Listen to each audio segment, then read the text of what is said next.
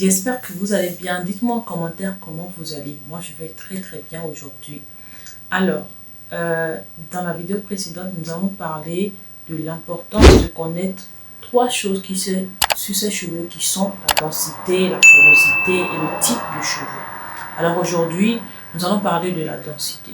J'ai voulu vraiment aller en détail pour vous expliquer tout ce qui a un rapport, en tout cas tout ce qu'il faut savoir avec la densité et de même avec la porosité et le type de cheveux. Donc, à part cette vidéo, deux autres vidéos viennent pour vraiment vous expliquer. Et une fois de plus, si vous venez sur Instagram, nous pouvons avoir une séance privée au cours de laquelle nous allons faire toutes ces analyses et après, je pourrai avec vous trouver une routine capillaire et des produits adaptés. Ok, donc n'hésitez vraiment pas à venir sur Instagram, envoyez-moi un DM, écrivez-moi et je vous répondrai.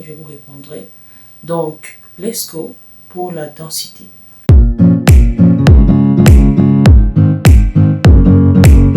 Alors, let's go pour la densité. Alors, c'est quoi la densité?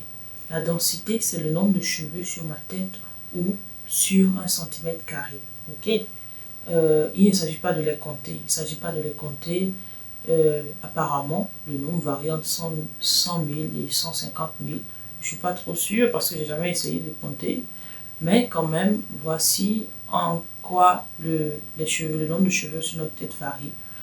Alors, il est important de souligner un point.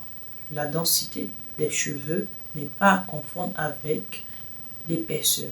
L'épaisseur, c'est la grosseur d'un cheveu. Mais la densité, c'est le nombre de cheveux, ce qui est très, très, très différent.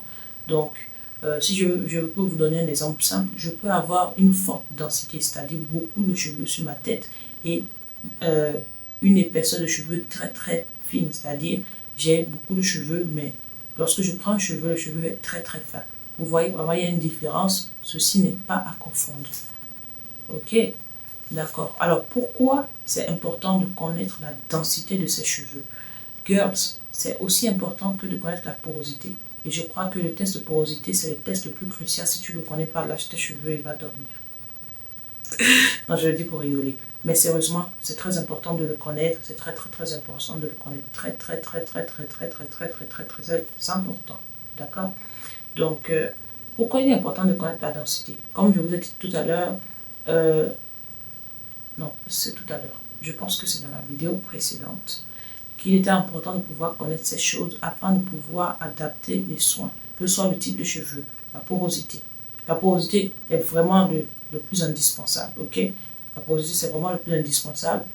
Mais toutes ces choses-là, toutes les caractéristiques des cheveux que nous essayons de connaître, c'est vraiment, vraiment, vraiment, vraiment pour pouvoir adapter les soins. Parce que si je fais n'importe quel soin sur ma tête, je l'ai déjà beaucoup dit, je l'ai beaucoup répété, mais la répétition est pédagogique, donc je vais encore le répéter. Si je fais beaucoup de soins sur ma tête sans connaître ces choses, je vais gaspiller du temps, gaspiller des produits, gaspiller mon argent. Donc, il est important que je puisse connaître c'est quoi la densité de mes cheveux, c'est quoi mon type de cheveux, c'est quoi ma porosité, afin d'adapter mes soins et de voir de bons résultats. Que ce soit des cheveux en bonne santé, que ce soit la pousse, que ce soit le volume, que ce soit moins de casse. Les cheveux, c'est normal qu'on perde des cheveux, ok? Mais on veut minimiser la perte, vraiment. Parce qu'après, si je ne peux pas retenir mes cheveux, que ce soit en longueur ou en volume, ben, ce n'est pas la peine, en fait. C'est vraiment pas la peine, d'accord? Donc, toutes ces choses servent vraiment à ça. Ok? Donc, maintenant, nous allons passer au test de densité.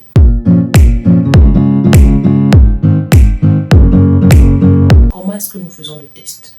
Pour faire le test, tout simplement, il y a soit je prends un peigne, je trace une raie dans mes cheveux et je lâche la raie. Lorsque je lâche la raie, je vérifie si j'arrive à toujours voir mes cheveux ou bien finalement les cheveux reviennent à leur place normale ou bien il y a voilà, un floutage qui se passe. Okay?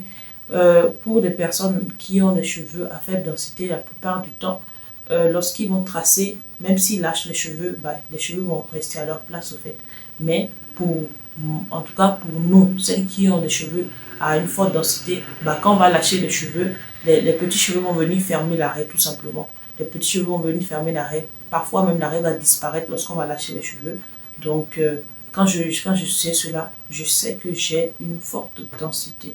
Ok, alors quel autre test est-ce que nous pouvons faire? Un deuxième type de test, c'est tout simplement, je me mets à la lumière devant un miroir. Lorsque je me mets à la lumière devant un miroir, est-ce que j'arrive à voir mon cuir chevelu, c'est-à-dire, voilà, est-ce que je vais dire la racine? Ouais, la racine de mes cheveux. La racine, en tout cas, vous savez c'est quoi un cuir chevelu? Donc, un cuir chevelu. Un cuir chevelu. Donc, je me mets devant le miroir et je regarde si j'arrive à voir mon cuir chevelu. Si j'arrive à voir mon cuir chevelu, j'ai des cheveux à faible densité. Très faible, c'est que carrément t'en as pas, quoi.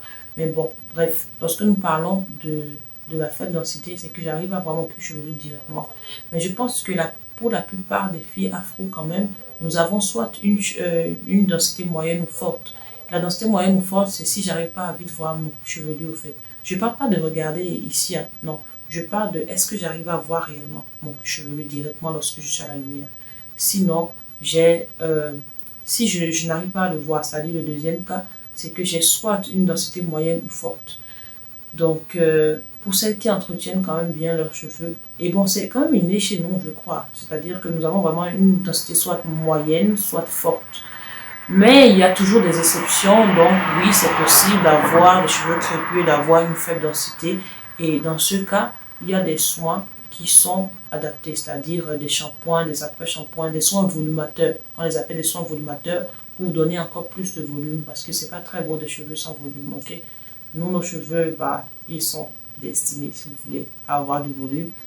Donc voilà, vous pouvez utiliser des soins volumateurs afin de pouvoir restaurer cela, afin de pouvoir provoquer aussi, si c'est que... Parce qu'il y a aussi parfois des problèmes de génétique, c'est-à-dire si c'est génétique, vous n'avez pas normalement une forte densité dans votre lignée, bah, vous n'aurez pas une forte densité. Par contre, vous pouvez provoquer cela, comme je l'ai dit, et tout simplement voir des résultats avec des soins volumateurs. Alors, un dernier test. Le dernier test que je vous propose, c'est de faire un chignon. Je, je vais essayer de trouver ma photo et de mettre ici. Si je ne trouve pas, je vous montrerai une autre photo. Je fais un chignon, une queue de cheval, et j'essaie de mesurer le pourtour, c'est-à-dire le contour de la queue de cheval. Si le contour va de 5 à 10 cm, j'ai une densité moyenne. Si le contour va au-delà de 10 cm, c'est-à-dire plus de 10 cm, j'ai une forte densité. Mais si c'est moins de 5 cm, j'ai une densité faible, ok? Et maintenant, je vais passer au point astuces et conseils pour les filles selon votre densité.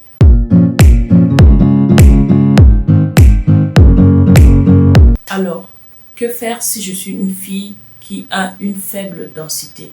Lorsque je suis une fille qui a des cheveux à faible densité, tout simplement, je privilégie les soins légers. Je ne vais pas mettre des huiles lourdes comme l'huile de ricin, etc. sur mes cheveux, non. Et vous allez voir, lorsque nous allons parler du type de cheveux et de la porosité, ça va devenir encore de plus en plus clair. Voilà pourquoi je dis, venez sur Instagram et voilà, venez prendre vos conseils, venez qu'on trouve ensemble ce qui vous va en fonction des caractéristiques de vos cheveux, etc. Et voilà, tout simplement. Donc, quand je suis une fille qui a une faible densité de cheveux, je dois privilégier les soins légers. Je dois vraiment privilégier les soins légers. Et là encore, vraiment, il y a beaucoup de choses qui entrent en jeu. Donc, je vous invite à venir sur Instagram. Je ne dirai pas forcément tout ici, sinon la vidéo risque d'être trop longue. Mais bon, voilà, privilégier les soins légers. Lorsque je suis une fille à une densité moyenne, oui, ces filles-là sont vraiment graciées. Presque tout va, vraiment presque tout va. Elle peut balancer entre le lourd et le léger, prendre même le milieu, pourquoi pas. Ça va totalement bien. Lorsque je suis une fille avec des cheveux à forte densité, je vais privilégier des soins lourds. Pas trop lourds, mais des soins lourds. Et là encore, ça va dépendre vraiment de ma porosité une fois de plus. Parce que si je suis une fille à forte densité avec des cheveux peu poreux, bah, c'est encore un autre défi. C'est vraiment encore un autre défi et ça va dépendre encore du type de cheveux. Donc, qu'est-ce que vous attendez pour venir sur Instagram? Alors, oui. Il est important. Voilà, en tout cas, j'ai fini de donner ce que je peux donner ici. Le reste sera donné en privé à celles qui vont venir aux séances. Je vous fais de gros bisous et je vous retrouve pour la porosité, pour la vidéo sur la porosité. Pour le moment, portez-vous bien et je vous fais de gros bisous.